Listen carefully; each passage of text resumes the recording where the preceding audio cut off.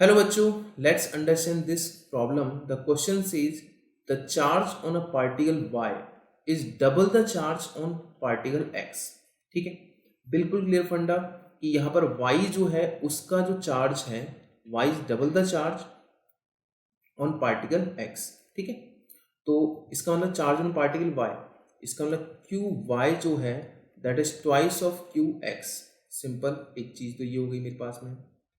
These two particles x and y after being accelerated through the same potential difference enter a region of uniform magnetic field and describe circular paths of radii r1 and r2 respectively. The ratio of masses x and to the y.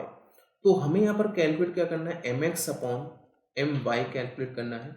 हमें यहाँ पर कुछ चीज़ें given है, जो radius है वो हमें गिवन है r1 और r2 हैं, वो y और x की है.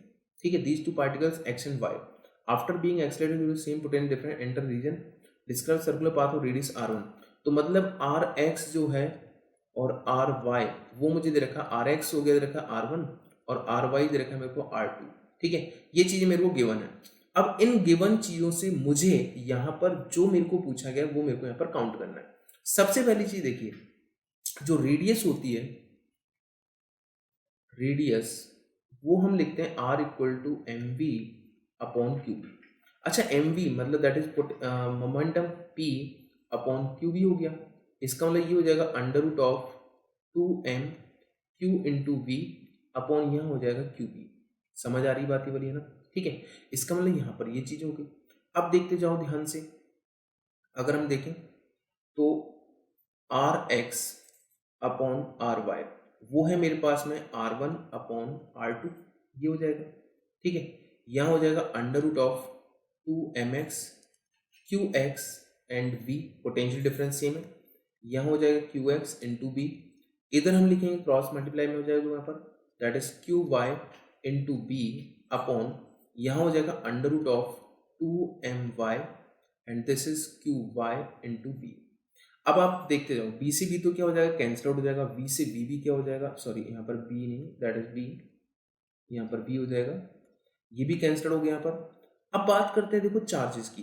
तो यहाँ पर चार्जेस के अकॉर्डिंग अगर देखें हम लोग तो यहाँ पर देखो इस जगह ट्वाइस ऑफ क्यू एक्स है, Q Y is twice of Q X, Q Y जो है that is twice of Q X है ना. ठीक है, तो चलिए यहाँ पर थोड़ा थोड़ा और सॉल्व कर लेते हैं हम इसको, है ना. सॉल्व करने पर मेरे पास में जो ऑप्शन बनेगा देखो यहाँ पर हम देखते जाते हैं अंडर रूट में क्या क्या बनेगा. देखो अंडर रूट में बन जाएगा मेरे पास यहाँ पर under root M X upon M Y हो गया, M X upon M Y.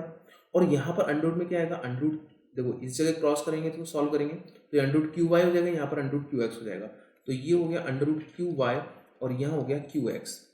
ठीक है, under root Q Y upon Q X का वैल्यू कितना है, दैट इज 2. ठीक है, इसका मतलब यहाँ हो जाएगा मेरे पास r1 अपॉन r2 और अंडर रूट में हो गया मेरे पास में under root M X upon M Y, यहाँ हो गया 2/1. दोनों साइड स्क्वायर कर लेंगे तो स्क्वायर करने पर हो जाएगा r1 square upon r2 square equal to M X upon M Y into 2/1. ठीक है, इसका मतलब यहाँ से अगर देखें तो M X upon M Y जो हो जाएगा M X upon M Y that is r1 square upon 2r2 square. Okay, तो ऑप्शन देखें हमारे पास में यहाँ पर क्या बन रहा है, r1 square upon 2r2 square that is third option. Okay, तो आई थिंक आपको ये क्वेश्चन क्लियर हुआ होगा, समझ में आया होगा. Thank you.